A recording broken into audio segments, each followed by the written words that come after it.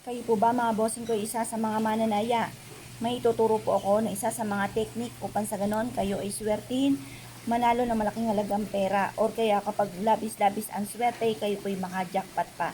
Subukan nyo po ito sa pamamagitan ng isang dahon ng oregano. Isulat ang inyo pong numero na tinatayaan. Halimbawa ako po, ang tinatayaan ko ay 7.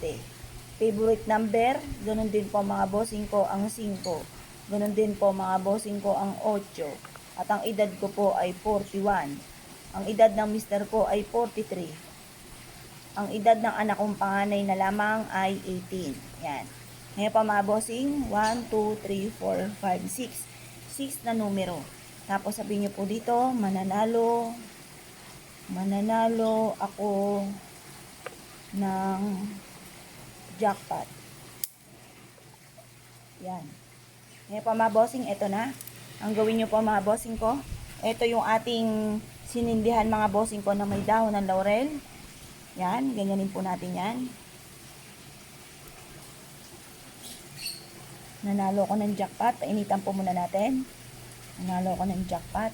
Lahat ng mga pangarap ko ay matutupad. Nanalo ko ng jackpot. Yan. Kapag ano na po siya, yung parang na ganyan na, yung lantutay, ilalagay nyo po ito mga bossing ko sa inyo pong pitaka. Ito pa mga bossing ko ang inyo pong pitaka. Yan. Tapos, ilalagay po natin to. Bit-bitin kahit saan tayo magtungo at susundan ka ng swerte. Proven po ito na napakaswerte basta't ikaw ay naniniwala.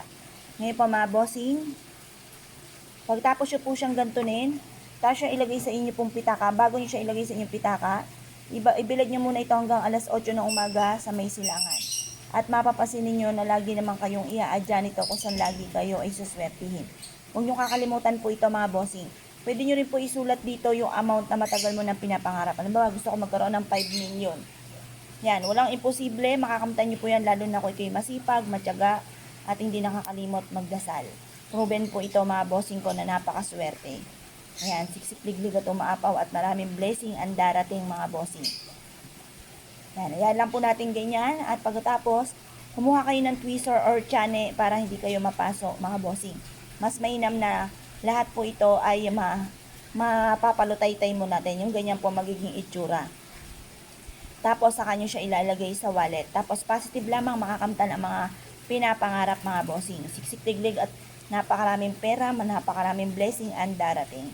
Yan po mga bossing. Isa po sa mga sikreto na pwede natin gawin upang sa ganon magtuloy-tuloy ang pasok ng swerte at makamit lahat ang mga pinapangarap. Yan po mga bossing. Pagtapos lagay na natin sa ating pitaka. Ang ating pong pitaka ay bawal po na ilagay mga bossing ko sa sahig. Bawal din po ito sa ilalim ng inyo pong higaan. Bawal po ito mga bossing ko sa mga mabababa. Dapat ito ay sa matataas nyo nilalagay para masilip kayo na maka-attract ng swerte lalo na sa pera. Kaya kung kayo pinaniwala mga bossing, asya. Good luck po. Sige po lahat.